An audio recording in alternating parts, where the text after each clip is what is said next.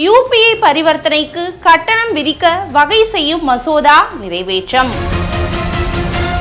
மக்களவையில் கடும் அமளிக்கு நடுவே வரி விதிப்பு மற்றும் இதர சட்டங்கள் திருத்த மசோதா 2026 நிறைவேற்றப்பட்டது.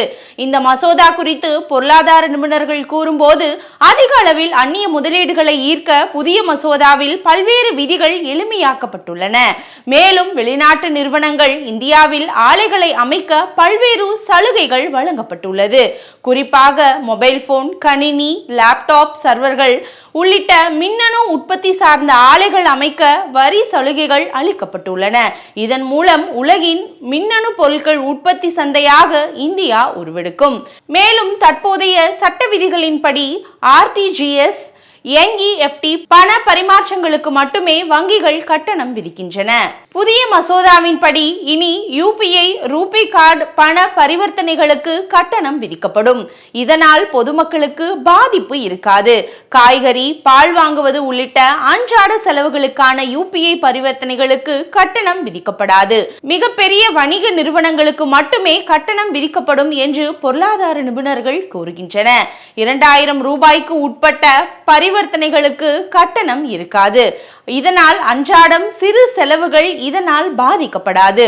எனவே 95% பரிவர்த்தனைகள் இந்த கட்டண வரம்புக்குள் வரவே வராது.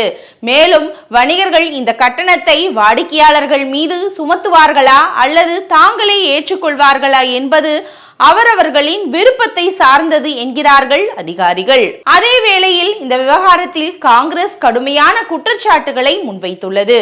இது தொடர்பாக காங்கிரஸ் கட்சியின் செய்தி தொடர்பாளர் ஜெயராம் ரமேஷ் வெளியிட்டுள்ள X பதிவில், UPI பரிவர்த்தனைகளுக்கு இதுவரை கட்டணம் இல்லாமல் இருந்த நிலை மாற்றப்பட்டுள்ளது. எதிர்காலத்தில் அனைத்து வகையான டிஜிட்டல் பரிவர்த்தனைகளுக்கும் கட்டணம் வசூலிப்பதை இது எளிதாக்கும். இதன் சுமை இறுதியில் சாமானிய மக்கள் மீதே விழும். இனி அவர்கள் UPI செயலியை பயன்படுத்துவதற்கு கட்டணம் செலுத்த வேண்டிய நிலை ஏற்படலாம். UPI முறையை நிதி ரீதியாக நிலைநிறுத்த இதுவே ஒரே வழி என்று மோடி அரசு கூறுவது முற்றிலும் தவறானது. UPI அமைப்பை நிதி ரீதியாக நிலைநிறுத்த பராமரிக்க ரிசர்வ் வங்கியிடம் போதுமான நிதி ஆதாரம் உள்ளது. உண்மையில் இந்த திருத்தத்துக்கு பின்னால் உள்ள காரணம் இன்னும் கவலைக்குரியதாக இருக்கலாம். UPI மற்றும் ரூபே ஆகியவை கட்டணம் இல்லாமல் பயன்படுத்தப்படுவதை அமெரிக்க வர்த்தக பிரதிநிதி ஒருவர் விமர்சித்திருந்தார்.